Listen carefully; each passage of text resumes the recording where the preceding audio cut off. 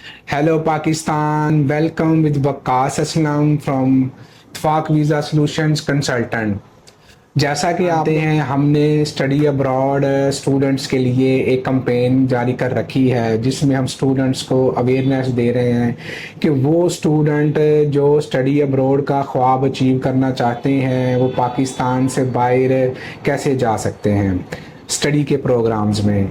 तो इसके ऊपर हमने एक डिटेल डिस्कशन रखी है जिसमें आज फिर हमारे साथ प्रोफेसर मोहम्मद मुजाहिद राना साहब अवेलेबल हैं जो एक प्रोफेसर ऑफ लॉ हैं और अपनी एजुकेशन लॉ में एजुकेशन की फील्ड में एक माने ताने नाम है। तो आज फिर हम सर से बात करेंगे कि वो स्टूडेंट जो यूरोप के ख्वाहिशमंद हैं, अगर वो 15 से 20 लाख का बजट रखते हैं तो यूरोप में वो कहाँ कहाँ जा सकते हैं और यूरोप में स्टडी के लिए उनके पास क्या ऑप्शंस हैं। और यूरोप में कुछ ऐसे ऑप्शंस भी हैं स्टूडेंट्स के लिए कि जिसमें students MOI medium of instructions letter लेकर वो ही प्रोवाइड करके जा सकते हैं और उसमें उनको आइल्स नहीं करना पड़ेगा। तो चलें हम चलते हैं प्रोफेसर साहब के पास और उनसे डिटेल डिस्कशन करते हैं। प्रोफेसर साहब क्या हाल है सर? ठीक ठाक है। अच्छा सर, स्टूडेंट्स को कुछ यूरोपियन कंट्रीज के हवाले में बताएं, अगर उनका बजट कम है तो यूरोप में कौन कौन से कंट्री स्टडी अब्रॉड के लिए जा सकते हैं। अगर उन्होंने आइल्स भी नहीं किया तो विदाउट आइल्स वो अपना एडमिशन कैसे सिक्योर कर सकते हैं। और इसमें हमारी खिदमात भी अवेलेबल हैं स्टूडेंट्स के लिए, वो हमें अप्रोच कर सकते हैं। प्रोफेसर साहब और हमारी टीम आपकी एजुकेशन असेसमेंट करेगी और आपको प्रॉपर गाइडेंस प्रोवाइड करेंगे कि आप कौन से प्रोग्राम में सूटेबल हैं। तो सर थोड़ा सा गाइडेंस दीजिए। Thank you very much, Vikas Rana from IVS Consultant. I have list of 10 places of Europe for study. ये लिस्ट से मुराद ये नहीं है कि कोई डिवाइन लिस्ट अपनी अरेंजमेंट है, वो एक तरतीब मैंने दी है। वैसे एक शायर कहता है कि हुसन तरतीब से नहीं वाकिफ। क्या बात है सर? फूल खिलते नहीं कितारों में। क्या बात। तो अरेंजमेंट तो खैर गुलिस्तान में होती नहीं है। तो थैंक यू। मैं शुरू करता हूँ कि मेरे पास जो पहला मुल्क था वो जर्मनी है सर। ये फादर ऑफ यूरोप है। Okay sir. अच्छा। बहुत इंतहाई बड़ा मुल्क है, बड़ी अच्छी एजुकेशन सहूलियात हैं। तो मैं उसके स्टेरिक पॉइंट अगर शेयर करूं तो इस तरह है कि अवकाश में आपको याद होगा, नियर मुझे एग्जैक्ट तो नहीं याद तादाद, 50 या -+50 हमारे स्टूडेंट्स हैं जो जर्मनी में तालीम हासिल कर रहे हैं। तो ये हमारे लिए बड़ी खुशी की बात है। लिस्ट है मेरे पास, तो वो कभी आप सर इस पे शेयर भी कर देना जो जरूर जरूर इस 1.5-2 साल में हमने काविश की और जर्मनी में जो बच्चे तालीम हासिल कर रहे हैं। अच्छा, इसकी एम्बेसी अपॉइंटमेंट बहुत अच्छी है। ओपनली तो ये बहुत अच्छी रही है। कभी कभी ऐसा हो जाता है कि कभी बहुत फास्ट ट्रैक पे आ जाते हैं, कभी स्लो हो जाता है। तो पिछले कई सालों से हम देख रहे थे कि बहुत अच्छी इसका चल रहा था, कि बड़ा इजी सारा प्रोसेस हो रहा था। अब कोई 1.5-2 साल ऐसा हुआ है कि लगता है कि कोई प्रॉब्लम क्रिएट हो रही है। बट अभी भी मतलब जर्मनी का नाम बहुत अच्छा नाम है यूरोप में। सर लोग क्यू में लग गए ना, तो वो एक क्वांटिटी बढ़ गई, तो फिर इस वजह से अपॉइंटमेंट्स का भी कभी फास्ट हो जाता है, कभी स्लो हो जाता है। बहरहाल मतलब बड़ा अच्छा, जर्मनी को मैंने नंबर 1 पे इसीलिए रखा है। वहाँ जॉब अपॉर्चुनिटीज बहुत अच्छी हैं। एजुकेशन का जो लेवल, जो म्यार है हमारे यूरोप के लिहाज से अगर आप देखें, थ्रू आउट द वर्ल्ड भी देखें, तो बहुत मतलब सुपर किस्म की एजुकेशन वहाँ मिलती है। बहुत अच्छा इन्वायरमेंट है हमारे पास। आज जितनी भी प्रेफरेंस है सर, ये जर्मनी की है। पूरी दुनिया में आप देखो लोगों ने प्रेफरेंस दी हुई, फोकस किया हुआ है, टारगेट बनाया हुआ है जर्मनी को। तो बिल्कुल वहाँ जाना चाहिए आपको। आपका भी राइट है, वहाँ एंजॉय करें और तालीम को अपने और बेहतर बनाएं।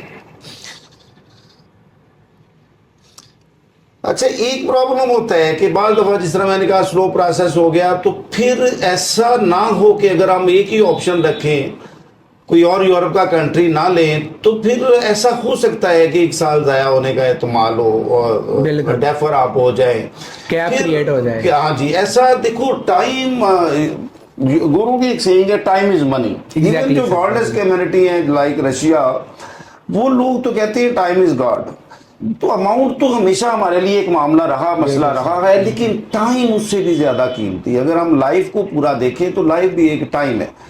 60 70 80 जितने भी ईयर्स हो, तो लाइफ मतलब हमारे पास टाइम है नहीं जाया करने के लिए। तो मेरा जो मशवरा होगा, आपने एक चॉइस और जरूर रखना है, एटलीस्ट वन चॉइस और रखना है। वैसे यूरोप 2-3 जगह आपको अप्लाई करना चाहिए। मीन्स बच्चे को जो है यूरोप में 2-3 कंट्री की अपॉर्चुनिटी लेके उसमें अप्लाई कर लेना चाहिए। बिल्कुल सर, उसमें बिल्कुल अप्लाई करना चाहिए। एक पे तो आपको कभी मतलब इतना बैड बार्गेनिंग है, कभी भी एक बास्केट में सारे एग्स नहीं रखने चाहिए। एग्जैक्टली तो आपको एक मुल्क को फोकस नहीं करना चाहिए। यूरोप में मैंने जो लिस्ट बनाई है, ऑलमोस्ट 10 कंट्रीज की जो लिस्ट मैं अभी शेयर करता हूँ। अच्छा, यहाँ जॉब अपॉर्चुनिटीज का मैंने शुरू में जिक्र किया था, तो आप 900 to 1000 यूरो कमा सकते हो इजीली। 20 आवर पूरे यूरोप में अलाउ होता है, लेकिन अगर समर विंटर वेकेशंस आ जाए, ऐसी कोई हॉलीडेज आ जाए, तो ये टाइम रेज भी हो जाता है, अप टू 40 एक्स्ट्रा आज भी हो जाता है। एक्स्ट्रा मनी अर्न कर सकते हैं स्टूडेंट भी स्टडी के साथ साथ, और उसमें जो है उनको प्रॉपर एक टाइम मिल जाता है। जी जी जी। अच्छा, दूसरा मुल्क जो मैं कहता हूँ वो फिनलैंड है। बहुत अच्छा मुल्क है ये भी। फिनलैंड के अपॉइंटमेंट जो है, एक प्रॉब्लम होगा कि आपको यूएई में जाना पड़ेगा। पाकिस्तान में चूंकि इसकी हाई एम्बेसी कमीशन नहीं है, तो ये आपको 2 से 3 महीने का इसका प्रोसेस है। मतलब ये भी बहुत अच्छा एक कंट्री है। आपको इस पे भी मैं अगर 2-3 आप ऑप्शन रखें, तो जर्मनी के बाद आपको फिनलैंड जरूर लेना चाहिए। उसके बाद भी एक लिस्ट है स्वीडन की, हमारे लास्ट में मैंने रखा है स्वीडन को। तो आपको 2-3 कंट्रीज में अपने आप को इंगेज करना चाहिए, वहाँ अपना एडमिशन। तो आपको 2-3 कंट्रीज में अपने आप को इंगेज करना चाहिए, वहाँ अपना एडमिशंस भेजें। ठीक होगा।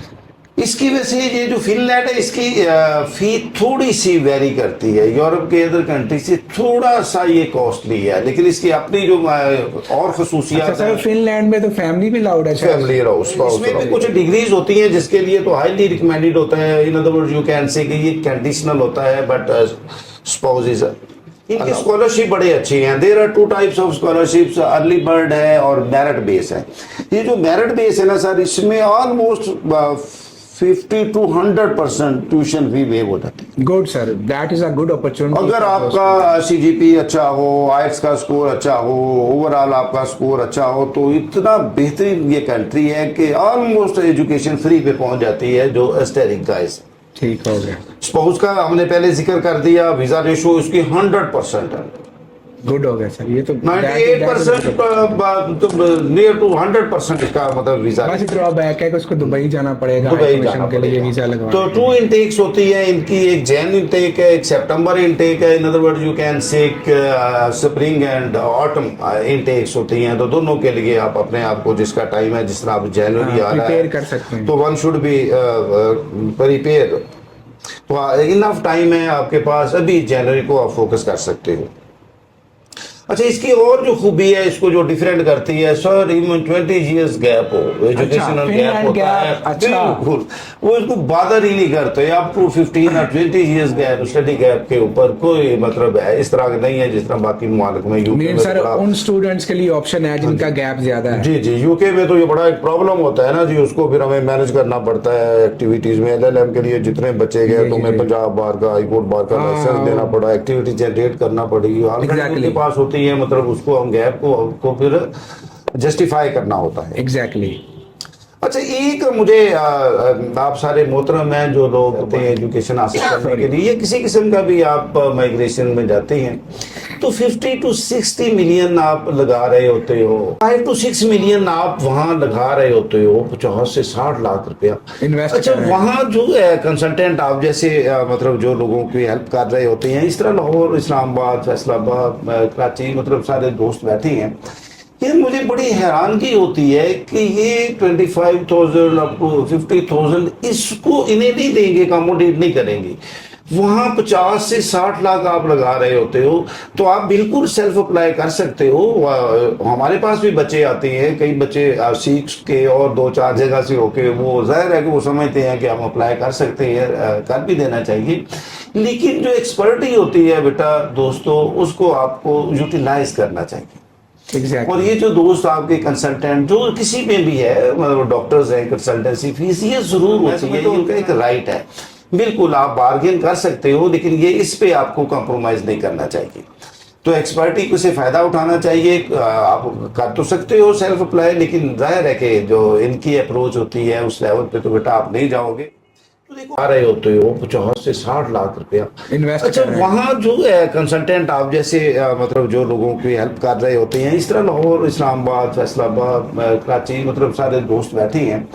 ये मुझे बड़ी हैरानगी होती है कि ये 25,000 अप टू 50,000 इसको इन्हें नहीं देंगे, अकोमोडेट नहीं करेंगे। वहाँ 50 से 60 लाख आप लगा रहे होते हो, तो आप बिल्कुल सेल्फ अप्लाई कर सकते हो। हमारे पास भी बच्चे आते हैं, कई बच्चे सीख के और 2-4 जगह से होके, वो जाहिर है कि वो समझते हैं कि हम अप्लाई कर सकते हैं, कर भी देना चाहिए। लेकिन जो एक्सपर्टी होती है बेटा दोस्तों, उसको आपको यूटिलाइज करना चाहिए। Exactly. और ये जो दोस्त आपके कंसल्टेंट जो किसी में भी है, मतलब डॉक्टर्स हैं, कंसल्टेंसी फीस ये जरूर होती है, ये उनका एक मतलब मैं समझता हूँ उनका एक राइट है। बिल्कुल आप बार्गेन कर सकते हो, लेकिन ये इस पे आपको कॉम्प्रोमाइज नहीं करना चाहिए। तो एक्सपर्टी से फायदा उठाना चाहिए। आप कर तो सकते हो सेल्फ अप्लाई, लेकिन जाहिर है कि जो इनकी अप्रोच होती है उस लेवल पे तो बेटा आप नहीं जाओगे। तो आप एक अच्छे कंसल्टेंट से आपको रुजू करना चाहिए, और जो थोड़ा बहुत उसका मेहनताना होता है तो कोशिश किया करें कि उसको ग्रेसफुली आप अपना पार्ट भी अदा करें। कॉस्ट की there are 3 types of cost. एक before getting admission, after getting admission cost आना होती है, फिर वीजा के बाद एक कॉस्ट आना होती है। इन सारी एक चीजों प्रॉपर प्रोसेस है। जी जी, और इसको आपने सारी चीजों को ज़हन में रखना है। आइल्स वेवर है, लेकिन अगर कभी आइल्स करना पड़े तो एकेडमिक करना है, आपने जनरल की तरफ नहीं जाना। स्टडी के लिए स्टडी के लिए एकेडमिक होना चाहिए, ये मतलब बड़ा बेनिफिशियल होता है। उसके 2 years होते हैं, ये तो आप सब लोगों को बताइए। अच्छा, इसमें सॉफ्ट कॉपीज होती हैं, अमूमन वो हार्ड कॉपी नहीं लेते, आपने शेयर करनी होती है। Scan copies. तो यूरोप की जितने भी कंट्रीज हैं यूनिवर्सली रिकग्नाइज डिग्रीज इनकी होती हैं, पर्टिकुलरली जर्मनी और फिनलैंड तो बड़ा मतलब कंट्रीब्यूशन है इनका तालीम में, तो वहाँ इसकी डिग्री बड़ी कीमती होती है। और 29 कंट्रीज में आप इजीली वैसे भी मूव कर सकते हो। अच्छा सर, यूरोप में लोगों को ये बताएं कि यूरोप में और भी काफी कंट्रीज हैं, तो एजुकेशन कंप्लीट करने के बाद क्या यूरोप में भी ऑप्शन है वर्क परमिट की? जैसे हाँ बिल्कुल, वर्क परमिट की मालिक में PSW 2 years के लिए है, बास के 3 years है। अगर आप इतना उधर रह जाते हो तो उसके बाद हमेशा के लिए भी आप उस डेस्टिनेशन में रह सकते हैं। आपने देखा ही होगा मुख्तलिफ लोग जब जाते हैं, कोई बहुत जरूरी ना हो वापस आना, नहीं तो जो जिसमें भी गया सर, जो गया जॉब में गया तो वापस नहीं आया, वो बूढ़े होके वापस आते हैं। जाहिर है कि पाकिस्तान को भी इससे फायदा तो होता है, तो रेमिटेंस जनरेट होता है, पाकिस्तानी रेवेन्यू जनरेट करता है, लाइफस्टाइल बदल जाता है।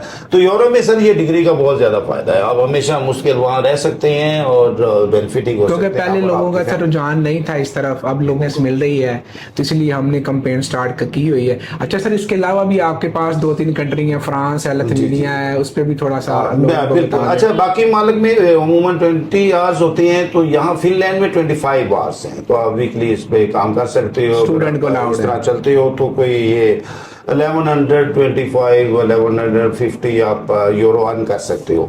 मैंने जो सर तीसरी लिस्ट मेरे पास है फ्रांस, गुड सर, बड़ा अच्छा मुल्क है सर। इसका वीजा इतना सा आसान है, विद इन 4 days इसका प्रोसेस इतना अच्छा है। आफ्टर अपॉइंटमेंट मिल जाए तो इंटरव्यू के 4 डे में इसका वीजा ग्रांट हो जाए। वीजा रेशो इसका भी कोई 98% है, वेरी हाई लेवल है इसका। और इसका पाकिस्तान में सर हो जाता है, और appointment sir with in 50 days Pakistan में मिल जाए, पाकिस्तान में हो जाएगा। बड़ा इजी क्राइटेरिया है। हाँ, कहीं कहीं एक लैंग्वेज प्रॉब्लम आता है, कुछ इंग्लिश के प्रोग्राम है, कुछ आपको फ्रेंच में सीखना चाहिए। लैंग्वेज वैसे भी हमें सीखनी चाहिए, जैसा कंट्री में जा रहे होते हैं। ज़ाहिर है मार्केट में तो जाते जाते जहाँ भी हम जाएंगे तो वहाँ हमें ये ज़रूर उस लैंग्वेज से आशनाई हमारी होनी चाहिए। जी जी बिल्कुल सर। अच्छा सर, फ्रांस में ये भी है कि 2 years का पोस्ट स्टडी परमिट मिल जाता है, फिर बच्चा PR की तरफ चल पड़ता है, फिर उस इन्वायरमेंट में परमानेंट रेजिडेंसी ले लेता है, फिर पासपोर्ट ले लेता है, फिर फ्यूचर उनकी फैमिलीज का फ्यूचर बिल्ट हो जाता है। अच्छा, अभी तक फ्रांस का हम कह रहे थे कि बड़ा आसान है, तो मैं I would like to predict ऐसा होगा। I think you will see इंशाल्लाह कि ये कोई 1.5-2 साल में ये भी अपना पैंतरा बदलेंगे, इनको भी अपना स्टाइल Restrictions बदलना लगाएंगे। पड़ेगा, तो ये कोई थोड़ी सी स्ट्रिक्टनेस आएगी। जिस तरह अभी बहुत ज्यादा फ्लो बना हुआ है, इजी है। तो ये विद इन 1-2 ईयर्स तो ये यहाँ भी एक डिफिकल्टी क्रिएट होगी। तो हमें मुख्तलिफ ममालिक के लिए सीवी अपने भेजने चाहिए। सर का कहने का मकसद यही है कि वो स्टूडेंट्स जिन्होंने गैप जनरेट किए हुए हैं वो अभी से उन कंट्री को अप्रोच करें जो कंट्री वीजा दे रहे हैं। क्योंकि देखें, एडमिशन सिक्योर करना ही मेन पर्पस नहीं होता। एडमिशन सिक्योर करने के बाद हमें वीजा लगवाना भी एक प्रोसेस होता है। तो जैसा कि इटली में मोस्टली सर लेटर इशू कर देती है यूनिवर्सिटी का बच्चे को 6-6 महीने साल अपॉइंटमेंट नहीं मिलती और उसकी इनटेक जो है वो गुजर जाती है और फिर वो बच्चा कंसल्टेंट दर कंसल्टेंट अपॉइंटमेंट सर्च करता रहता है। तो इसलिए लोगों को चाहिए कि वो यूरोपियन कंट्रीज जो इस वक्त आपके लिए अपॉर्चुनिटी दे रहे हैं, जिन्होंने अपॉर्चुनिटी के डोर्स ओपन किए हैं, आप उनको ऊपर काम करें और उनके ऊपर अपनी असेसमेंट करवाएं। आपकी खिदमत के लिए यहाँ पे प्रोफेसर साहब भी अवेलेबल हैं, मैं भी अवेलेबल हूँ। हम आपकी प्रॉपर एजुकेशन असेसमेंट करेंगे और आपको बताएंगे कि आप कौन से कंट्री में एलिजिबल हैं और कौन से कंट्री में आपका एडमिशन भी सिक्योर हो जाएगा और एडमिशन सिक्योर करने के साथ साथ आपका वीज़ा भी ग्रांट हो जाएगा। तो सर नेक्स्ट कंट्री बताइए। अच्छा, यहाँ हमने थोड़ा सा आदमी का बताया हुआ था, तो इस मुल्क में रहते हुए भी कोई 800 से 900 यूरो आप इजीली कमा सकते हो। तो स्टैंडर्ड तो मैंने एजुकेशन का बता दिया, अच्छा खासा हाई है। तो एडमिशन फी यहाँ होगी 280 एडमिशन फी है सर यूरो फ्रांस में। जी यूरो जी। जो फोर्थ कंट्री है सर बेल्जियम है। बेल्जियम का एक मतलब प्रॉब्लम है कि ब्लॉक्ड अकाउंट है, ये एक प्रॉब्लम है, लेकिन जाहिर है कि मैनेज किया जा सकता है इसको। इसका फीस स्ट्रक्चर है 5,000 to 6,000। ठीक हो गया सर। बाज़ जगह तो 2,000 यूरो भी है सर। ऐसे ही है सर। तो जॉइंट एप्लीकेशन इस पे भी हम एक रखेंगे। जॉइंट एप्लीकेशन में होता है आप कई ममालिक में इकट्ठे कई यूनिवर्सिटीज में अप्लाई कर सकते हो, तो जॉइंट एप्लीकेशन का यहाँ है। हाँ, हमारे पास जैसे सर बता रहे हैं कि जॉइंट एप्लीकेशन हमारे पास 3 ऑप्शंस हैं। वो स्टूडेंट जो 3 कंट्री एप्लीकेशन हमारे पास 3 ऑप्शंस हैं। वो स्टूडेंट जो 3 कंट्री में अप्लाई करवाना चाहते हैं, तीनों की ऑप्शन है हमारे पास मोर देन 800 प्लस यूनिवर्सिटीज़ की एफिलिएशन है। उसके बाद हमारे पास 33 प्लस जो है वो कंट्रीज़ हैं।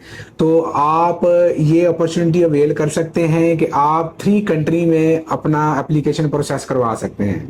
तो किसी एक कंट्री में भी आपका अगर एडमिशन लेटर आ जाता है तो आप जिसमें चूज करेंगे उसमें हम आपका वीजे का प्रोसेस और फी का प्रोसेस स्टार्ट जी। इसमें भी सर रेशो इसकी 98% है, रेशो बड़ा अच्छा है वीजा रेशो इसकी।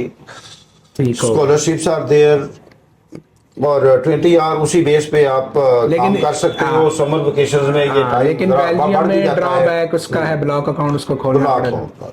ठीक हो गया। अच्छा सर। मेरे सर ऑस्ट्रिया अगला कंट्री मेरे पास, ये बहुत अच्छा मुल्क है, ये भी पहले चारों की तरह, लेकिन मैंने एक तरतीब रखी है। जाहिर मैंने पहले कहा तो ये मेरा अपना एक व्यू है इस अरेंजमेंट में। तो इसमें ये भी ऑलमोस्ट सर फ्री एजुकेशन है। अच्छा, ऑलमोस्ट जिस तरह जर्मनी में है, बहुत सस्ती है, 300 to 400 यूरो सर पर सेमेस्टर। 300 to 400 यूरो पर सेमेस्टर कुछ भी नहीं है। वीजा प्रोसेस इसका जरा टाइम टेकिंग है, 8 to 10 मंथ लग जाते हैं इसका वीजा प्रोसेस में। ये एक चीज आपने ज़हन में रखनी है। एक और इसके प्रॉब्लम आ जाता है लीगलाइजेशन ऑफ डॉक्यूमेंट्स। इसके ऊपर सर पाकिस्तान का चूंकि अब करेंसी रेट भी ऐसे बढ़ रहा है, तो ये 2 से 3 लाख रुपया आपको इजाफी लग जाता है जो उसको लीगलाइज कराने में। तो इस यहाँ भी आप 20 ईयर काम कर सकते हैं, कोई almost 800 to 900 euro you can earn easily. Good sir.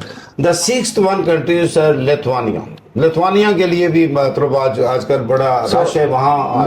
Spouse allowed है और आइट्स वेवर मिल जाता है, बहुत सस्ती यूनिवर्सिटीज हैं इसके यहाँ भी।